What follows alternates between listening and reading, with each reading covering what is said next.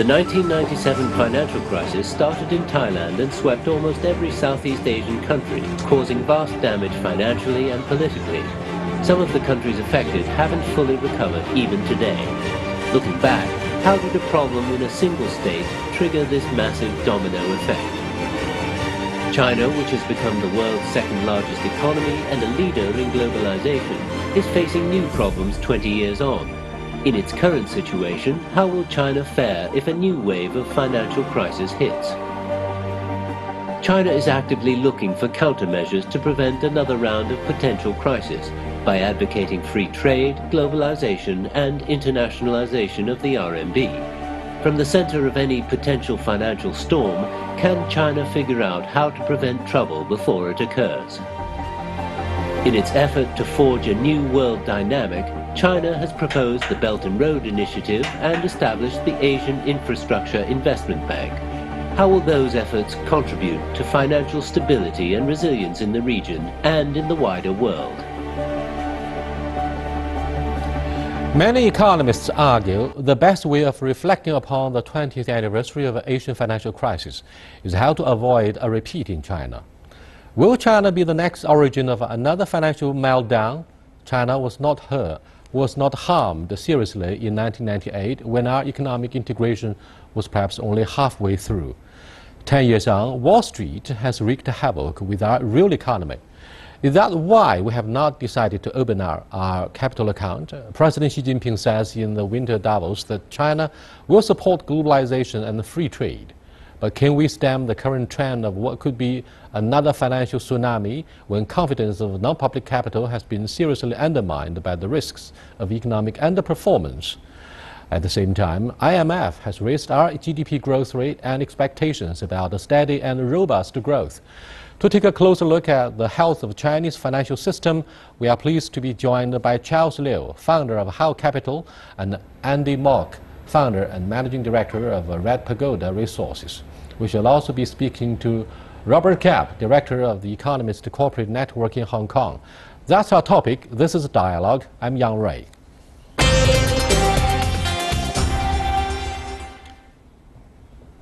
Question is very simple, Charles and gentlemen. What do you think of the possibility that China will be yet another origin for the next wave of financial tsunami 20 years on? Absolutely not the right question. I'm sorry, Yang. You don't think so? I don't think so, because the 1997 crisis, Asia financial crisis, didn't originate with China. It had nothing to do with China. It was the beginning of globalization of finance, and you had huge pools of capital that was flowing around, the beginnings of hot money. So it had nothing to do with China. China did not participate in the global pool. And in 2008, it was very clear it was US-led. It was subprime and huge leverage in the United States. So China did not cause either 1997 or 2008.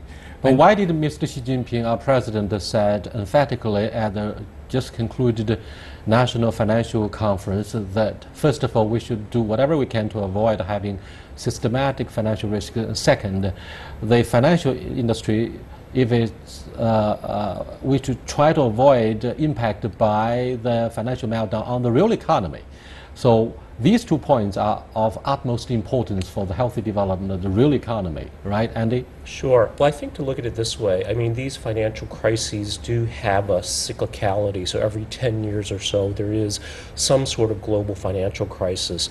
As you were saying, Yang Rui, 1997, it started in Thailand. In 2008, it started in the US. And there's a lot of, I think, questions and a lot of, I think in some sense, negative sentiment towards China amongst the global investment class that the next financial crisis will be in China.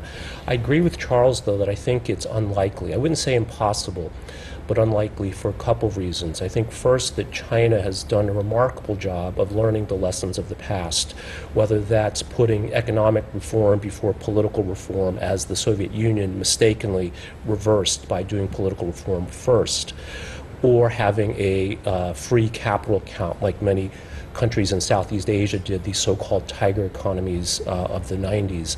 I think China's been very good at learning these lessons. I think that's the first point. The second point is the nature of foreign investment in China largely has been equity-based and direct investment, whereas what the cause of financial crises outside of the U.S. typically, as Charles said, been hot money.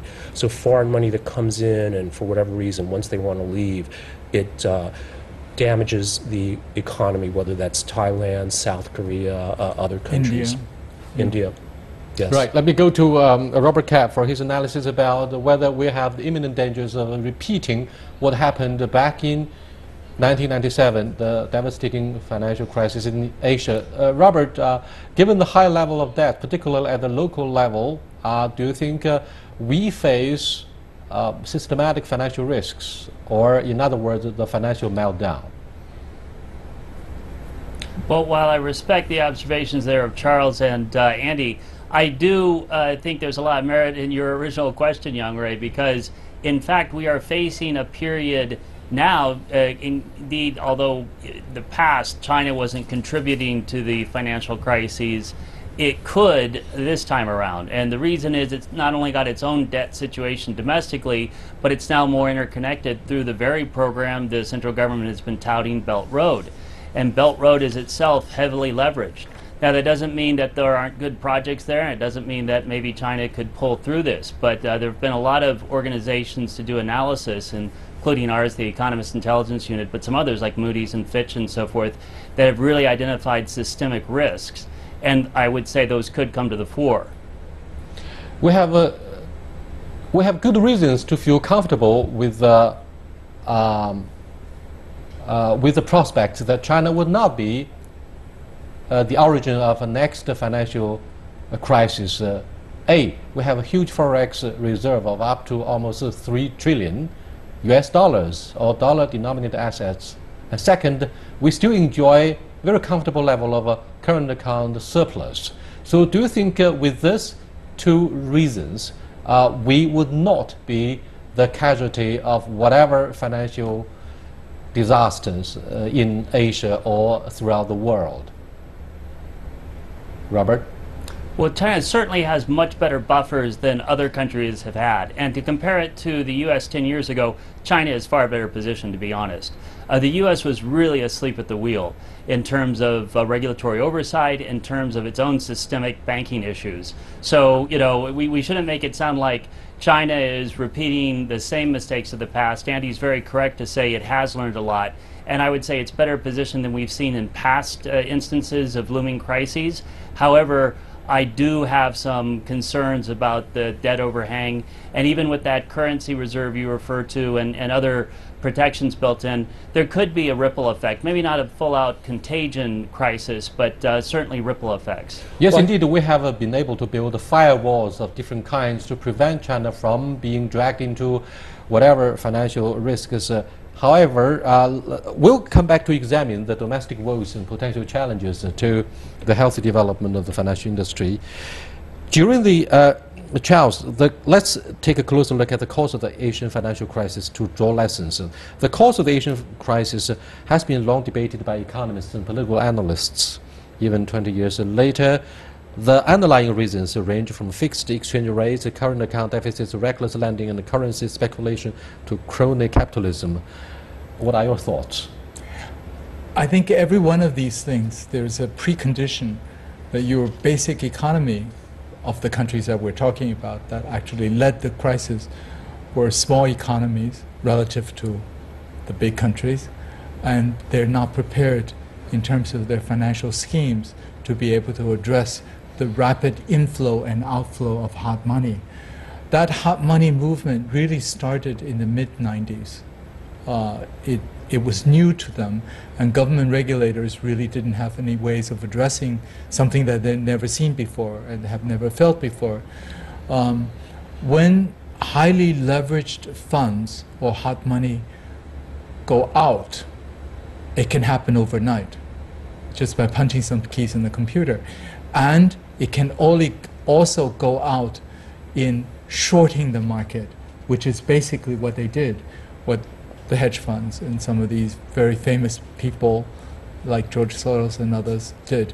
They tried to do the same thing with Hong Kong, not only shorting the Hong Kong dollar, but also shorting the equities market, which was pegged to the US dollar. So this disaster was narrowly averted in Hong Kong Because in of the- 1997 when the exactly. handover was just made possible. That because of the handover, the Chinese government pulled most of its hard currency reserves, which wasn't that big at that time, to support the Hong Kong dollar and the Hong Kong market.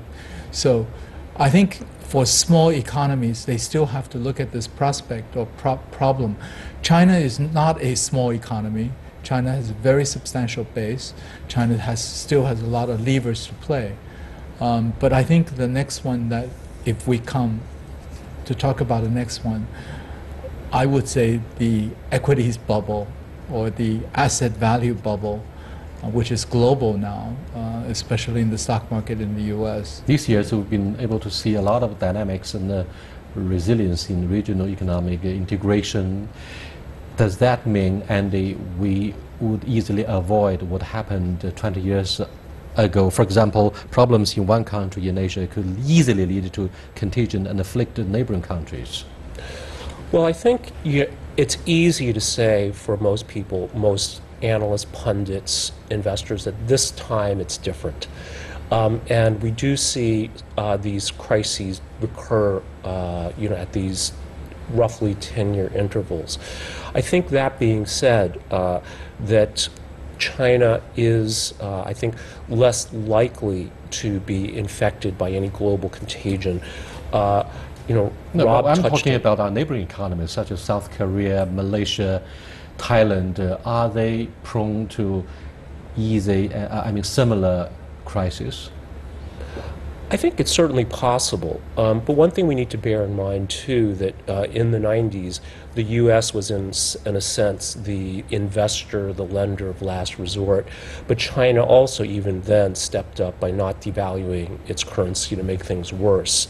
So I think that, as we've seen, President Xi said as well, that China, in a sense, maybe even has become the de facto guarantor of global financial stability, or at least the co-guarantor with the United States. So whatever happens in these smaller economies, whether it's Southeast Asia or other parts of the world, I think that certainly having China there as a backstop is overall a positive for the global financial system rather than a negative or exacerbating systemic risk. Let me go back to Robert. Robert, what was it that prompted the Chinese authorities not to devalue the RMB despite our relatively small forex reserve 20 years ago? Well, I think very much China was wanting to send a message to the world that it was a responsible player in the global economy, and it was very concerned about how it would look if the Hong Kong economy tanked like we were seeing in Thailand and South Korea and so forth. And indeed, as I think it was Charles just pointing out there, the central government did step in, and it also was the Hong Kong financial authorities that did their part. But a lot of factors came into play, and that was the one market out of all the contagion economies that did well. And also, of course, mainland China wasn't exposed, so it didn't have any issues. But I think it was a lot of will on the part of the authorities to not let Hong Kong collapse. Well, Hong Kong is not the problem we are addressing. Charles, is that purely just the political will of the mainland authorities not to devalue the RMB, to be a responsible stakeholder in Asia, even in our neighboring country, Japan, which was the second biggest economy in those days? They let Japanese yen depreciate rapidly. Why should China refuse to follow suit? I think there are two aspects here. I think the Chinese leaders made a calculated policy decision that if you lead to a competitive devaluation, the end result might be worse for everybody. And secondly, China is of a sufficient size. Was beginning in the late 1990s to move toward its building of a domestic market. So many factors went into the policy consideration. I believe it was a correct decision. Of course, there was no question, aside from gaining soft power. Hindsight and wisdom goodwill. tells us clearly that it's a correct and wise political decision. Yeah. But was it a wise financial decision, Andy? Well, I think in doing that, were we running a lot of risks and we narrowly escaped from the disaster? Well, I think, of course, no one really knows, but I think that one of the advantages that China brings to the table is the ability to think and act in a more long-term basis.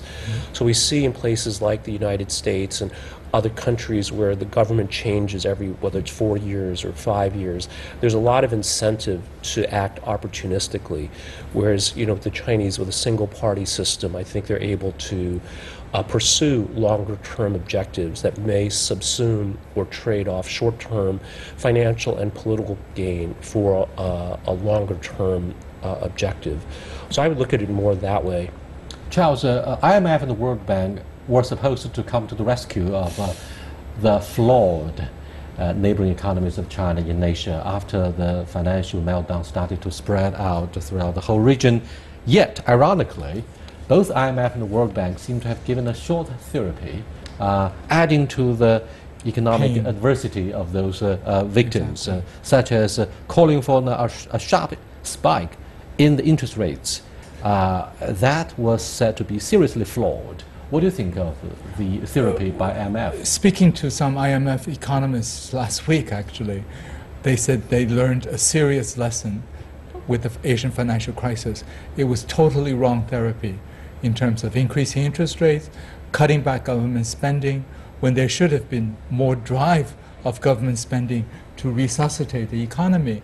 And unfortunately, they learned that lesson maybe too late for the Greek case, because if you look at what happened, it's the same situation. IMF now is more an institution to solve Southern European crisis than Asian crisis. And what they're doing in Greece is the same mistake of demanding cut back on government spending, increasing interest rates. So this is something that I think internally in the IMF they also admitted now that they've made a mistake. Charles, you were speaking of Greeks and their anger. Now, equally surprised, we felt that in Asia, despite the devastating financial crisis, there was a little social unrest in most of the economies that were seriously affected by the tsunami. Was that because of the autocracy, dictatorship, or the tightening of their grip on the capital market? What was it? Sorry, not tightening grip of the financial market, but the politically, I mean, governance in most of the Oriental cultures was a luck or a blessing? What do you think of the political situations in the wake of the financial crisis? Andy? Me? Yes. Well, I mean, at the risk of sounding politically incorrect, I think as you alluded to, Young Ray, that I think there is a certain maybe In Asian, Indonesia, that could be a very embarrassing exception. Sure, Yeah, it yes. was. But that there is a certain maybe Asian mentality or set of values that is more patient, perhaps, more willing to endure suffering and to kind of just soldier through, I think, any short-term pain. I mean, I think that's one potential explanation. I'd like to add a point on that, because I think just before that, when it was easy lending by the hot money, when the economies were booming, everybody had a good life. And it was very, very clear, I think, to most people that the disaster that was brought about was external. It was not because of any doing of their local governments or their local officials. It was hot money rushing in and rushing out, leading to some financial crisis. Now, when it's external rather than internal, then there's less of resistance or unhappiness with the governing bodies that existed in the countries. It's not just the appeal by IMF to tighten the monetary policy and to call for fiscal austerity. It's also the attempt to call for greater transparency that led to the disaster in the case of Thailand, where the monetary authorities exposed their debt ratio, and that even added more to the panic. What do you think of the therapy of IMF in this regard? Well, I think, you know, what it shows, at least, I think, is the somewhat rigidness of the ideological purity that the IMF seeks, rather than looking at each particular circumstance to say, how can we be pragmatic and solve this problem? It's more about, we want to institute our philosophy, our ideology, and that, I think, trumps and perhaps even blinds institutions like the IMF to some of these issues. Robert, do you think IMF and the World Bank have been able to lick their wounds and draw lessons from their flawed shock therapy 20 years ago? Well, to some degree, but it's a very correct observation to note that they didn't seem to apply the lessons to Greece, and they did exactly what they shouldn't have done, and that is demand more austerity, tighten back the purse strings and not find a way to stimulate the Greek economy. If I could just make a quick comment also on the earlier question about renminbi devaluation, that was linked to Hong Kong in the sense that China had decided earlier on in the crisis not to show any sort of how should we say, complicity in what was going on. So defending the Hong Kong peg to the dollar was the same as also not devaluing the renminbi currency. That's how that all linked. But China indeed has learned a lot. I don't see the same amount of learning that has happened in the IMF unless they radically adjust their strategy in places like Greece. Asian economies have stepped up their preventive measures. For example, the Chiang Mai initiative in the year 2000 aimed to prevent similar crises. What do you think of the essence of this proposal, Charles, the Chiang Mai initiative? It's a sort of a motorization of the preventive measures by the Asian economies to prevent. I think the Asian economies, overall, there's much better integration among the Asian economies, a much closer network between them. They've learned a lot of lessons, and they've built up much more sufficient, I think, more sufficient hard currency reserves. And there's a lot less the wild lending or the leverage that was in place in 1997. Especially by early 1997, dollar bonds issued by Asian companies became to the point of almost ridiculous, where a taxi company in Indonesia would issue bonds, 200, 300, 400 million US dollars to do real estate projects. So I think the government or the regulators are much more sophisticated now after having gone through this, and they're much more careful about allowing some of the excesses that existed to take place as part of the preventive measure. Yes, indeed, regional economic integration turns out to be a lot better than 20 years ago in Asia alone.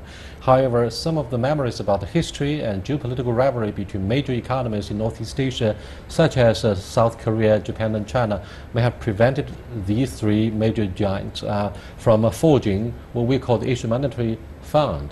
Back in 1997, Japan put forward the idea of establishing the Asian Monetary Fund, perhaps during the administration of Yukio Hatoyama, who was kicked ruthlessly out of the Japanese politics by the United States, simply because of yet another major reason. He wanted to oust American troops out of Okinawa. So this guy was the victim of the U.S.-Japan Security Pact.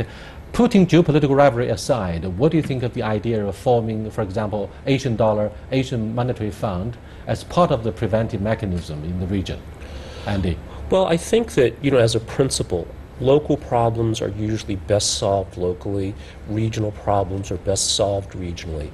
And part of, I think, the impetus for this Chiang Mai initiative as well is that rather than have solutions dictated, by the IMF, but really from Washington, that having a regional solution, a joint solution, is a better way to address these problems. So I think that the future really is moving toward this more multipolar world, whether we're looking at it from a geopolitical perspective, an economic perspective, and a financial perspective. There's a dollar block, there's a euro block, there's an RMB block, we can call it, if we look at it from an Asian regional perspective.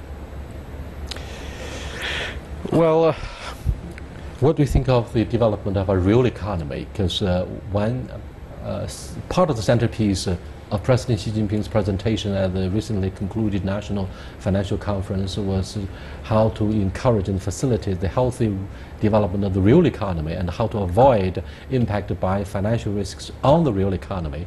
Because it seems more investors in China, for example, are considering proactively withdrawing from the segment of real economy. They can be more speculative, and that's very dangerous, I'm afraid. Absolutely, it's very dangerous, because if you look at what happened to the to the crisis of 2008, they call it the Great Recession now. It's not the financial crisis of 2008. Why was it a Great Recession? It's because the financial excesses of huge leverage, some of the banks are running at 90 times leverage, destroy the economy, the real economy, and that's a risk for China. The whole financial market is much more speculative, and there's so much leverage, and that's the danger. Financial market, financial services really should be serving the real economy to increase productivity.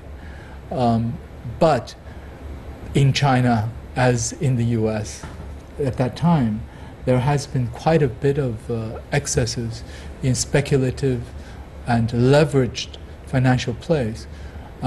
It's a quicker way to make money than the hard work of real economy, unfortunately. Quite against the growing expectations as a result of IMF's efforts to raise the GDP growth rate of next year, people start to see more of the negative sides of recent policy options. For example, the authorities' campaign to crack down on property developers such as Wang Jianlin, and the Chinese authorities decided to stop lending for his rapid overseas expansion, and that'll amount to a kind of suspending a lifeline for the sustainable development of such an economic giant. I wonder if that could also happen to the combination of BAT, Baidu, Alibaba, and Tencent.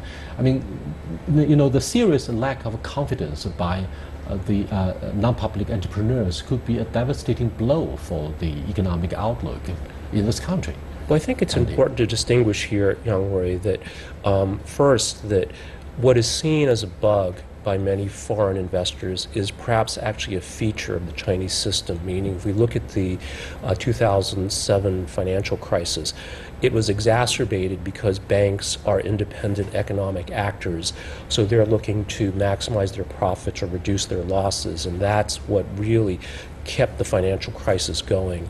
Whereas here, with a more centrally controlled economy, the government steps in at times, like with HNA, Hainan Airlines, with Anbang, with Dalian Wanda. And while that is painful for those individual companies or economic actors, I think systemically it tends to compartmentalize the risk. And that, again, from a more Western mindset, we see that as a major bug or flaw in the system, that the free markets cannot operate freely. But you do then end up with these excesses, booms, and crises. And I think China's done a very good job modulating both on the upside and on the downside. Very quickly, Robert, can I have your thoughts on the recent campaign that cracks down upon Anbang, Wanda, to stop the outbound flight of the capital? Well, indeed, there's a huge effort that's been going on against this outside lending. It's been these companies from China that have been taking loans outside of the nation that has been creating a new kind of leverage that the government justifiably has been cracking down on, and that's the right way forward, I would say. Thank you so much, Charles, Andy, and Robert, for being part of this dialogue. I'll see you next time. Goodbye.